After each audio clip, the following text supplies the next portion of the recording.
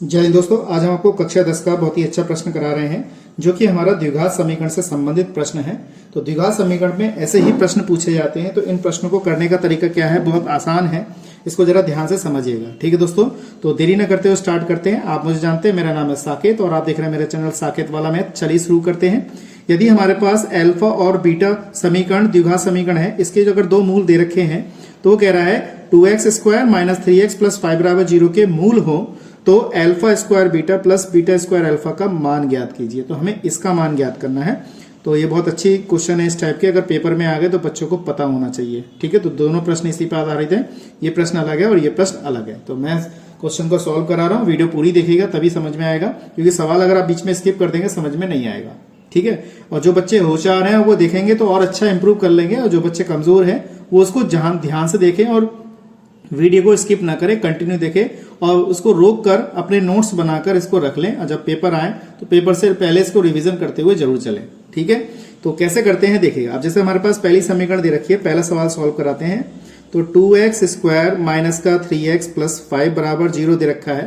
तो सबसे पहले हम इस समीकरण का क्या करेंगे, तुलना करेंगे। तो यहाँ उसको समीकरण हमने 1 मान लिया, यहाँ लिख देंगे समीकरण 1 की तुलना, हम तुलना करेंगे किससे करेंगे, द्विघात समीकरण से, यानी कि ax² + bx + c = 0 से करने पर हमने समीकरण की तुलना कर ली। तो a का मान कितना आ जाएगा दोस्तों, यहाँ पे x² गुणांक 1 है तो यहाँ x² गुणांक 2 है, तो a का मान कितना आ गया 2, b का मान -3 चिन्ह सहित देखना है, और c का मान कितना आ गया 5। तो हमें मूलों का योगफल पहले निकालना है। तो मूलों का योगफल होता है अल्फा प्लस बीटा बराबर -b/a, और मूलों का गुणनफल होता है अल्फा × बीटा बराबर c/a। तो मूलों का गुणनफल निकालेंगे हम। तो b की वैल्यू हमारे पास कितनी है, -3 है, a की वैल्यू 2 दे रखी है, तो माइनस प्लस तो 3/2, यानी कि अल्फा प्लस बीटा का मान 3/2 आ गया।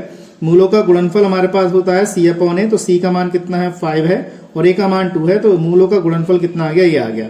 अब सवाल में वो हमसे ये कह रहा है कि अल्फा स्क्वायर बीटा और बीटा स्क्वायर अल्फा का मान बताइए।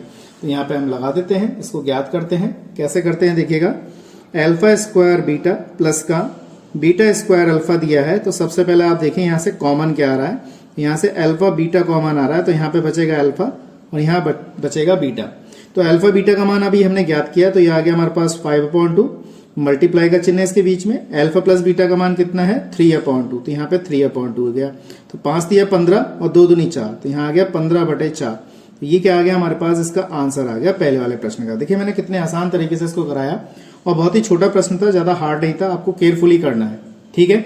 इसी प्रकार से हम दूसरा प्रश्न करते हैं, सॉल्व देखिएगा। द्विघात समीकरण x² - 7x + 12 = 0 के मूल अल्फा और बीटा हैं, तो अल्फा/बीटा प्लस बीटा/अल्फा का मान बताइए। तो इसको भी हम ज्ञात करते हैं। वीडियो को पूरा देखिएगा, अगर जब तक पूरा नहीं देखेंगे समझ में नहीं आएगा। हमने हमारा दूसरा सॉल्व कर रहे हैं। तो समीकरण हमारे पास दे रखी है x² - 7x + 12 = 0, इसको हमने समीकरण 1 मान लिया। यहाँ लिख देंगे समीकरण 1 की तुलना, यहाँ लिखेंगे तुलना किससे करेंगे हम, ax² + bx + c = 0 से करने पर। इसकी तुलना कर लेंगे हम यहाँ पर। तो कितना आ जाएगा, देखिए a का मान 1, यहाँ पे देखिए इनटू में 1 दे रखा, तो a का मान 1 आ गया, b का मान हो जाएगा -7 और c का मान आ जाएगा 12। इस तरीके से लिखाएंगे। तो मूलों का योगफल निकाल लो पहले।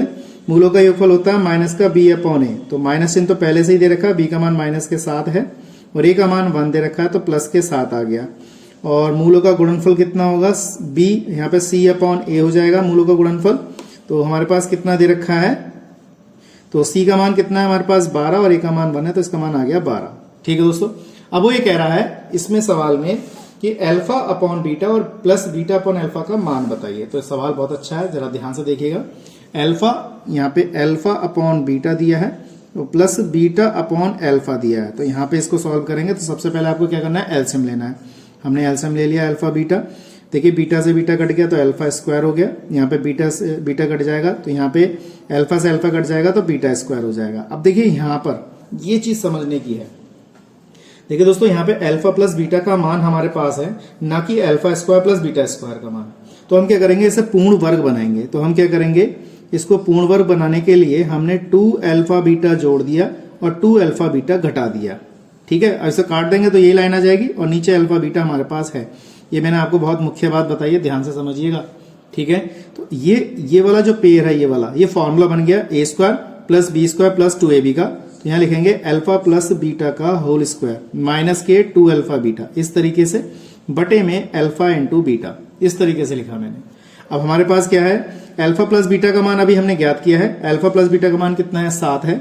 यहाँ पे 7 का स्क्वायर लगाएंगे, ठीक है। और 2 इंटू अल्फा इंटू बीटा का मान हमारे पास कितना है, ये 12 दे रखा है, तो 12 लगाएंगे, ये गुणा का चिन्ह है, ये 2 गुणा 12। और यहाँ पे कितना अल्फा बीटा का मान 12 दे रखा है, तो 7 का वर्ग कितना हो गया 49, और 12 दूनी कितना हो गया 24 बटे में 12। इस तरीके से हमने इसको लिख लिया। 49 में से ये घटा दो तो 9 में से 4 गया 5 बचेगा, 4 में से 2 गया 2 बचेगा, 12 तो 25 बटे 12 हमारा क्या है, इसका आंसर आ गया। यानी कि alpha upon beta plus beta upon alpha का मान कितना आ गया, ये आ गया। ठीक है दोस्तों, तो मैं समझता हूं बहुत ही आसान तरीके से यह सवाल आपको अच्छी तरह समझ में आ गया होगा। इसको केयरफुली करिएगा, ऐसे प्रश्न आपके बोर्ड एग्जाम में पूछे जाते हैं और पूछे जाएंगे, गए भी हैं, तो इसको केयरफुली करिएगा। ठीक है दोस्तों, तो आज के लिए इतना ही। नेक्स्ट वीडियो में मिलते हैं ऐसे इंटरेस्टिंग क्वेश्चनों के साथ। जय हिंद, जय भारत।